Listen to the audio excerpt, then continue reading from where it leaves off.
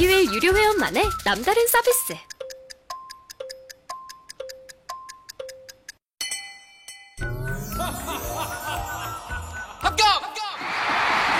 합격하고 돈도 받는 혜택.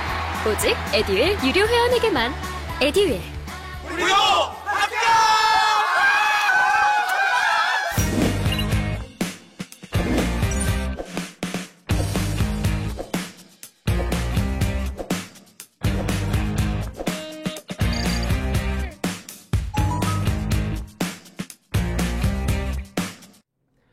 자, 여러분 이제 국제 외교 쪽으로 넘어옵니다. 자, 여기 보시면 이제 한국은 이제 개도국이 아닌 선진국이다 이렇게 되어 있습니다. 자, 유엔 무역개발회의에서 이게 웅크타드라고 하죠. 유엔 무역개발회의 이렇게 얘기를 하는데, 웅크타드에서 그냥 개도국 그룹에 머물고 있었던 한국의 지위를 선진국 그룹으로 변경했습니다. 1965년 웅크타드가 만들어진 이후에 선진국 그룹에 속하지 않았던 국가가 선진국 그룹으로 이동한 것은 뭐 이제 유일무이하다 또 이렇게 되었고요.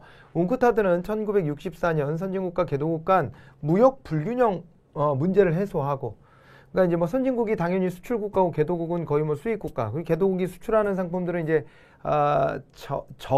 저가형 상품들이 주가 됐겠죠. 그래서 그런 무역 불균형을 해결하고 남북 문제를 해결하려고 했다 이렇게 되어 있습니다. 이 남북 문제를 해결한다는 게 무슨 얘기냐면, 남북 문제는 이게 이제 국가 간의 경제 격차를 말하는 것이죠.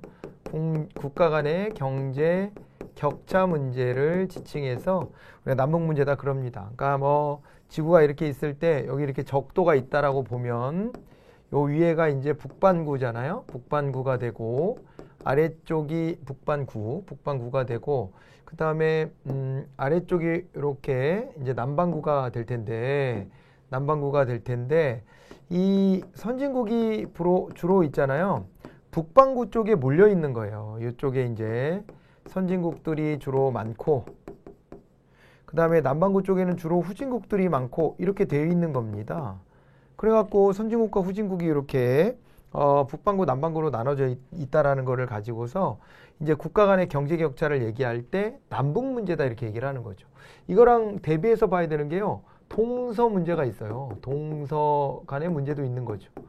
동서 문제는 사실 이제 이거죠. 뭐 이렇게 뭔지 지금 아시겠나요? 네, 이렇게 해가지고 이게 뭐냐면은 이렇게 있으면은 이게 이제 유럽의 지도다 이렇게 하면 여기 이렇게 해서 여기가 이제 동유럽 쪽이고 여기가 이제 서유럽 쪽이다 이랬을 때 이 동유럽 쪽이 여기가 이제 공산화가 많이 됐죠. 네.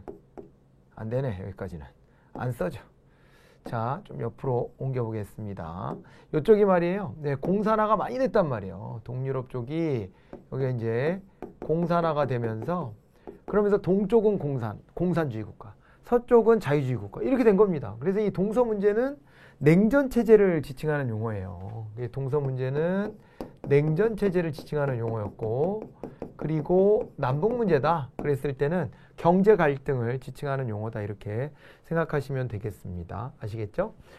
자, 이제 웅크타드에 대한 얘기인데, 이 남북 문제 해결을 위해 가지고 이제 유엔사나 정부 간 기구로 만들어졌다 이 표현이 나왔네요. 정부 간 기구 이렇게 나왔는데, 이것도 조금 설명을 좀 드려볼까요? 요게요. 자, 이렇게 보겠습니다. 이제 정부 간 기구다 그랬는데 국제 정치의 행위 주체 이렇게 볼 수 있어요. 국제 정치에서의 행위 주체가 있는데요. 이 행위 주체에는 기본적으로 국가가 있습니다. 전통적으로 국가가 있고요. 그 다음에 또 하나가 뭐가 있냐면 초국가적 행위체라고 하는 것이 있어요. 초국가적 행위체라는 것이 있는데, 초국가적 행위체의 종류로 보면 국제기구가 하나가 있고요. 그 다음에 다국적 기업이 하나가 있다 이렇게 보시면 돼요. 다국적 기업. 이렇게 해서 초국가적 행위체로 국제기구와 다국적 기업이 있을 텐데, 그런데 여기서 이제 국제기구다 라고 하면 이걸 이제 구분을 여러 가지 기준으로 또 나눠보죠. 뭐가 있냐면은 이게 이제 정부 간 기구와 정부간 기구가 있습니다. 정부간 기구와 비정부간 기구가 이렇게 있고요. 하나가 이거 정부간 기구는 이제 정부가 직접 나서서 가입을 하는 거예요.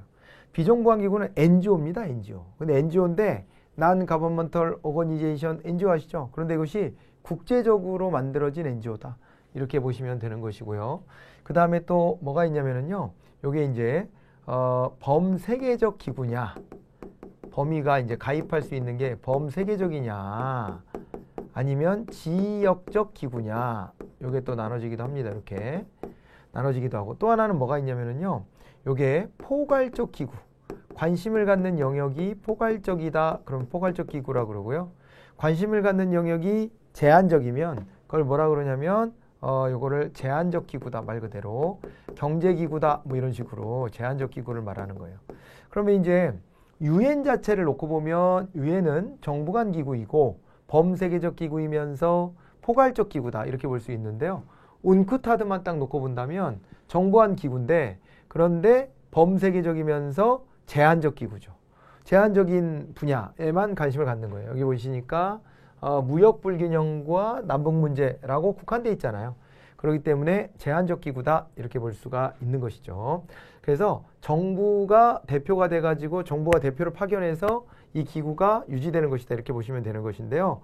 여기에 이제 회원국은 이해관계를 달리하는 지역적 비공식 그룹으로 나눠진다. 그래서 우리나라가 포함되어 있던 게 A그룹이었다는 거 아니겠습니까? 아시아 아프리카의 99개국이 거의 개도국들이에요. 여기 아시아 아프리카다 그러면은 아시아에서요. 이 경제력도 이제 선진국 지위가 되고, 그러면서 정치적으로도 민주주의를 하고 있는 나라. 그러면은요, 일본이 우리나라고요. 일본 정도를 더 넣어줄 수 있겠죠. 일본은 정치적으로는 우리보다는 좀 후진적이에요. 누가 봐도. 그렇기는 한데, 경제력이 우리보다 또 위에 있지만은, 뭐, 아무튼 그런 면에서 아시아의 뭐, 이제 민주주의와 자본주의를 제대로 하고 있는 나라다. 그러면 우리나라와 일본 정도. 이 정도밖에 꼽을 수 있는 나라가 없어요, 이젠. 그래서 아시아, 아프리카 그랬을 때는 개도국들 그룹이다. 이렇게 봐야 되고요. B그룹에 선진국 31개국이 들어가 있다. 이렇게 되어 있죠. 그리고 C그룹에는 중남미 33개국이 들어가 있고, D그룹은 러시아, 동구권 25개국. 그러니까 여기도 선진국으로 좀 구분하기는 좀 어려운 국가들. 이렇게 해서 D그룹이 들어가 있어요. 옛날에 이제 아까 말씀드렸던, 여기 썼다 지웠던, 여기가 이제 동유럽 쪽, 그쪽에 해당되는 국가들이잖아요. 거기 출신들이잖아요. 그래서 이렇게 지금 나눠져 있는 거예요. 그래서 지역적 비공식 그룹으로 이렇게 4개를 나눠서 보는데, 이 중에서요, A그룹하고 C그룹이 손을 잡고 뭘 만들었었냐면요, 상호 협력을 도모하고, 그리고 선진국과 교섭을 할 때 좀 우리 힘 좀 받아보자. 이래가지고요, 국제 회의 기구인 이게 77그룹이라 그래요. 77그룹. 77그룹, 77동맹 이렇게도 부르는데, 그룹 오브 77을 만들었다. 이것이 가입국이 증가해서 현재는 가입국이 134개가 됐었다. 이렇게 되어 있습니다. 그러니까 이거가 이제 A그룹이 아까 여기가 아시아, 그리고 아프리카 이랬죠. 아프리카. 그랬고 여기가 이제 중남미 그룹이에요. 그래가지고 여기를 이제 묶어갖고 우리가 이제 제3세계라는 표현도 썼었어요. 제3세계, 개도국, 개발도상국, 발전도상국 국가들이에요. 말을 그냥 발전을 위해서, 개발을 위해서 도상하고 있는 국가다 이렇게 말하는 거지, 실제로는 다 후진국들이 주를 이루는 거 아니겠어요? 이들이 모여가지고요, 제3세계를 형성했던 겁니다. 제3세계. 그러니까 이때는 냉전체제가 한참이었기 때문에 자유주의, 미국 중심의 자유주의 국가와 그 다음에 소련을 중심으로 한 공산주의 국가, 이게 이제 제1세계와 2세계로 나눠져 있었다라고 봐야 되기 때문에 그 안에서 이제 제3세계가 이제 삐집고 나온 거죠. 야, 우리는 발언권이 너무 없는 거 아니냐? 이 국제사회가 냉전체제로 가다 보니까 우리들의 목소리가 담기질 않는다. 우리들의 목소리를 제대로 내보자. 해가지고 이제 77동맹, 77그룹을 만든 거죠. 이 웅크타드 안에서. 자, 이제 그렇게 했는데 우리나라는요, 요 77그룹의 창립 멤버였지만은, 이제 1996년에 선진국 클럽이라고 하는 경제협력 개발기구 OECD에 가입을 하게 됐죠. 이때도 사실은 우리가 중진국 정도 레벨인데 OECD는 선진국 클럽이었거든요. 원래는 경제협력개발기구. 근데 여기가 문호를 쫙 이렇게 확대를 해요. 그래서 가입된 국가들을 굉장히 이제 폭을 넓히게 되는데 그 와중에 우리가 이제 여기에 가입을 하게 됐죠. 그러다 보니까 야, 넌 여기에 들어갔는데 이제 제3세계 국가라고 말하기 좀 그렇잖아. 해가지고 97년에 자동으로 탈퇴가 됐다. 이렇게 보시면 되겠습니다. 그리고 웅쿠타드에서 선진국으로의 지위 변경은 선진국으로 성장한 한국의 위상을 인정받는 상징적인 의미가 있다. 물론 뭐 이런 반박도 있습니다. 굳이 거기 뭐 하러 들어가냐. 뭐 여기 들어가 봐야 국제사회에서 우리가 의무적으로 해야 될 부담만 늘어난다. 이렇게 말하기도 하는데요. 아니 세계 10위 경제 강국이 언제까지 그럼 우리가 개도국이라고 우기면서 국제사회에서 해야 될 거기에 걸맞는 이런 이제 그 행위들을 자꾸 미루고 있을 겁니까? 도대체 언제까지? 이게요, 이제는 우리도 의식이 좀 더 한 단계 업그레이드 돼야 돼요. 우리 국가라고 하는 그 바운다리도 물론 되게 중요하지만 우리 국가라는 바운다리에만 갇혀 있어서는 또 안 된다는 겁니다. 언제까지 그렇게 갇혀 있어야 돼요? 이 우리 사회의 몸집에 걸맞는 국제적 위상에 걸맞는 행위들을 해줘야 돼요. 그래야 국제사회 발언권도 생기는 겁니다. 그거 거저되는 거 아니에요. 우리의 마인드도 좀 더 넓어져야 되고요. 폭넓게. 그러니까 이 우리 공동체라고 하는 그 테두리를 지구적으로 확장하지 않고 넓게 봐봐야 국가적 테두리로 이렇게 묶어둔다? 이렇게 하는 것은 바람직하지 않은 겁니다. 예. 이것은 지금의 이 변화의 모습 속에서 되게 소극적으로 우리가 대처하는 것밖에 안 돼요. 아직까지도 우리가 선진국 반열에 들어섰다는 걸 인정하지 못해서 그래요. 머릿속에서. 근데 여기에 들어가서 국제적인 위상에 걸맞는 행위들도 하고 그 책무도 다 하면서 국제사회 발언권도 얻는 겁니다. 그만큼. 하는 게 있으면 그만큼 말빨도 통하는 거예요. 이런 것들이 우리가 나가야 될 방향성이지 언제까지 우리가 이 중진국 레벨에 머물러 있어야 되느냐. 이 부분도 한번 고민해 봤으면 좋겠습니다. 자꾸 이제 그런 그 댓글들이 있더라고요. 댓글들 중에 이거는 우리가 다 같이 좀 기뻐하고 이제 우리가 명실상부한 선진국 지위를 인정받는구나. 우리 앞에서도 그런 얘기를 했었잖아요. 지난달에도 공부했던 게 뭐 G7에 우리가 이제 초청돼 가지고 그래서 거기에 이제 또 이렇게 국제적 위상을 확인하고 이런 과정이 있는데 G7에 정식 회원이 되는 건 참 쉽지 않은 일이겠지만 적어도 이렇게 국제사회가 우리를 선진국으로 보고 있고 야 니네 당연히 선진국 아니야 이러고 있는데 우리는 에이 이렇게 되면 국제적으로 써야 될 돈도 늘어나고 야 여기다 돈 쓰는 거 아까워 이러고 있으면은 그러면은 우리 스스로가 우리의 지위를 너무 낮추는 게 아닌가 하는 생각이 든다는 거죠. 이제 그런 것도 한번 생각해 보시면 좋겠다 이런 판단이 듭니다. 자, 이 정도 하고요. 자, 이번에는 북한 안보 쪽으로 넘어가 보는데요. 대법원에서요 개인적 신념 병역 거부를 처음으로 무죄 선고를 했답니다. 그러니까 이제 우리가 양심적 병역 거부라는 거 아시죠? 예, 그리고 헌법재판소를 통해서 양심적 병역 거부가 헌법 불합치를 통해 인정이 된 겁니다. 이제 기존에 있었던 양심적 병역 거부를 받아들이지 않았던 병역법이 이게 헌법 불합치. 헌법상에 보면은 말이에요. 양심의 자유라는 게 있어요. 헌법상에 국민의 기본적인 권리가 있는데요. 이 권리들 중에서 뭐가 있냐면요. 이 권리들 중에서 요게요. 양심의 자유라고 하는 게 있어요. 양심의 자유라고 하는 부분이 있는데 양심의 자유는요. 내 사상이나 종교, 신념 이런 것들의 자유를 보장받는 거예요.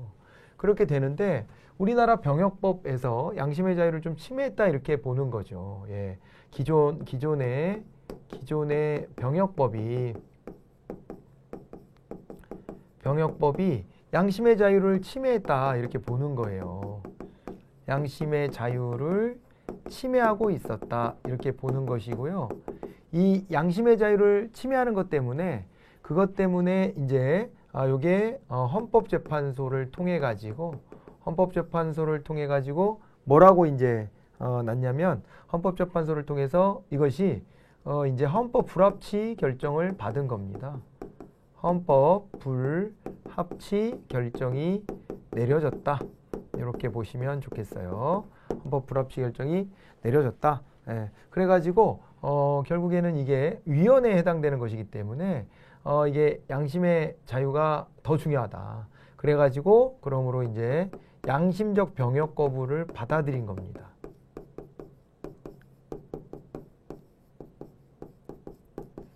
이거를 이제 인정하고 이걸 통해서 이제 뭘 하냐면 대체복무제가 도입이 된 거죠.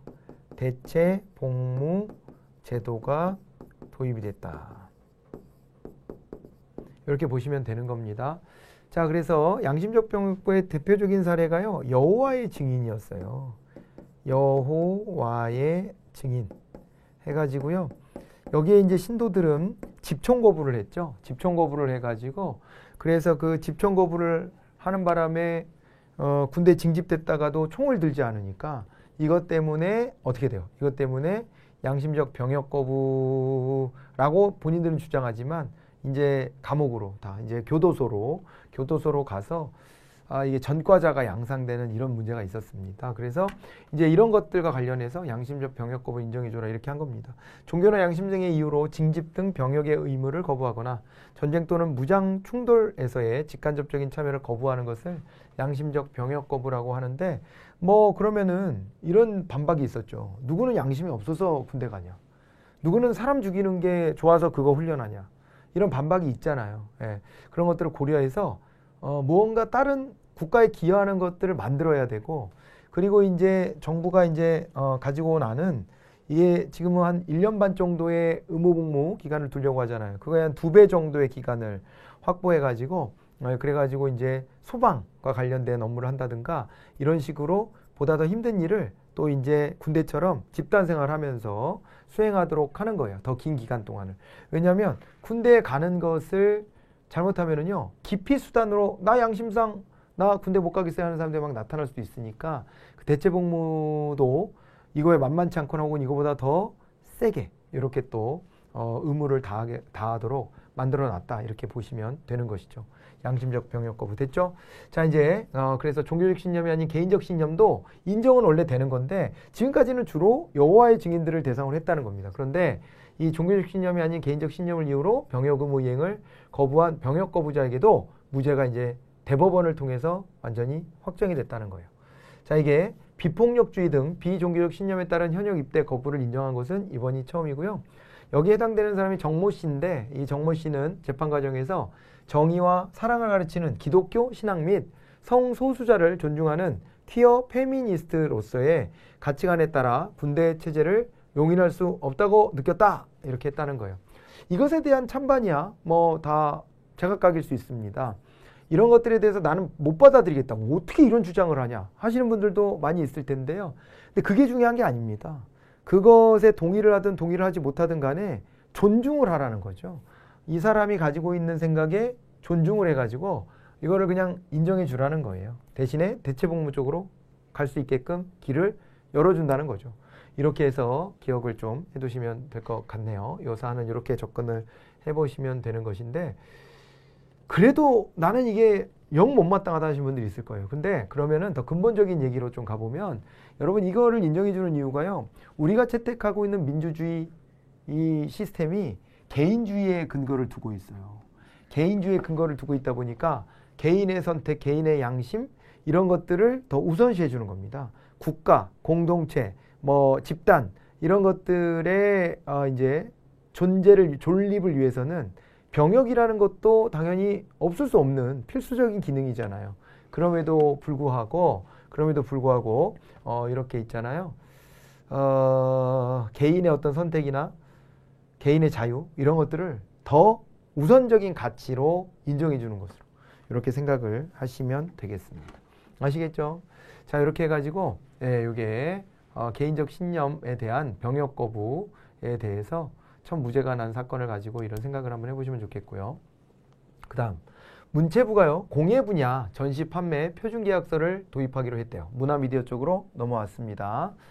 자, 이쪽에 보시면은 문체부가 공예 분야에 전시 판매 표준계약서를 도입했다고 하는데 요게 표준계약서는 예전에 이제 뭐냐면요. 아이돌 그룹 같은데 요런 데에서 이제 막 장기 노예 계약 뭐 이런 것들 때문에 도입됐던 게 있었고요. 그 다음에 뭐 출판계라든가 등등 해가지고요. 이 계약에 대해 가지고 너무 어느 일방이 유리한 계약을 맺는 경우도 있었어요. 이런 걸 이른바 우리가 이제 요즘식의 우리들끼리 그냥 하는 표현으로는 이제 갑질 이런 식으로 얘기를 하는 거죠.